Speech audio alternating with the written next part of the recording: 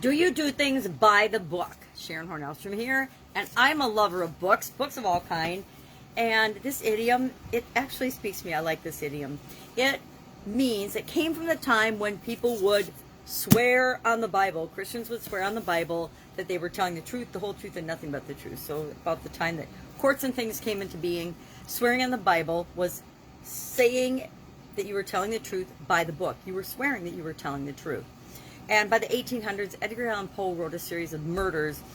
And in 1841, in one called Rue Morgue, I think, it became and took on its current meaning. It, of course, means today to follow all the rules, to obey the laws, to follow the rules, to do as you're expected and told to do. And the vast majority of us do that the vast majority of the time. Now, I believe 100% in obeying the laws of our nation, whatever nation you happen to be from. As far as the rules go, I'm a little more flexible on that, and it depends.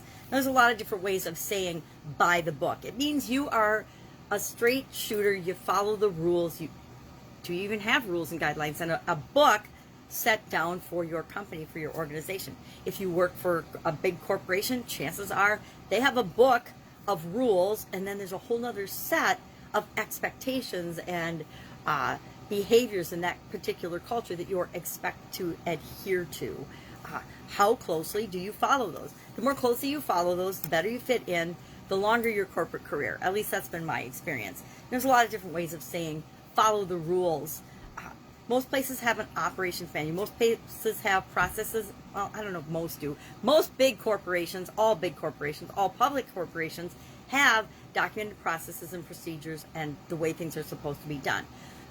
I come from the quality world, so I am all about processes, procedures, systems, automation, guaranteeing we get a certain result by controlling the process that creates that result. So I believe in the science of it and everything, but as far as rules, I think we also need continuous improvement. So we find a way to do something, but we're always looking for ways to do that better. We keep the rules. How do you keep the rules? I love, where's my magnifying glass? Some of these are fun. Do what one is told. Sometimes I'm good at that. Knuckle under, maybe. Play it by the book. Go with the flow. I'm much more adept to go with the flow of what's going on than blindly follow rules or guidelines or principles or beliefs. Now, I have, and I brainstormed these this morning, 7 principles that I follow. And if the rules and if the laws match my principles, my core values, then no problem. I automatically will follow those because they're in alignment with who I am. But if a rule or a guideline encourages behaviors that are unacceptable to my values and my beliefs and my morals, I will not follow them. When I think of a lot of what's going on in the world right now, some of it is against my beliefs and my values. And so those are things that I will just choose not to participate in. So what are these 7 guidelines that I came up with this morning? Number 1, think for yourself. I've been saying that a lot over the last 2 years. Number 2, take 100% personal responsibility for everything in my life. Because although I can't control everything, I always can control my reaction to things. So it's my responsibility to be responsible for my life and my reaction to what goes on outside me that really isn't in my control. It was 100% my responsibility to decide how I was going to respond to this whole COVID thing, the whole COVID pandemic thing. Number 3, be kind and loving and respectful to yourself and others. Do what's right. Again, do what's right is going to be subjective because each of us will define right in our own terms, but always do what's right for you, meaning it feels good to you. If it feels a little off or icky, that means it's not right for you, so don't do it. Number, 1, 2, 3, 4, 5. Be yourself and let others be themselves too. That means we reduce the amount of judgment and criticism that we have of other people because it's really just a reflection of how we feel about ourselves anyway, whether we want to admit it or not.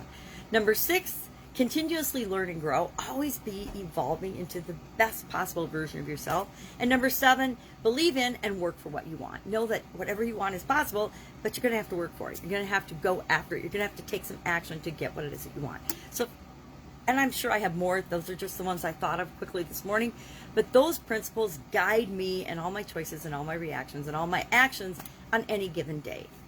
So how by the book are you? Are you a person that obeys and follows all the rules of whatever situation you're in, all of the guidelines, all the laws? And again, I say follow the laws. The only law I used to break on a semi-regular basis was the speeding law. But now I don't have a driver's license, so now I follow all the laws.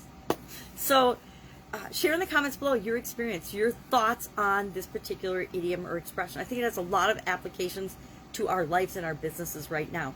Do you have a code of conduct that you personally live by? And in your business, do you have things documented?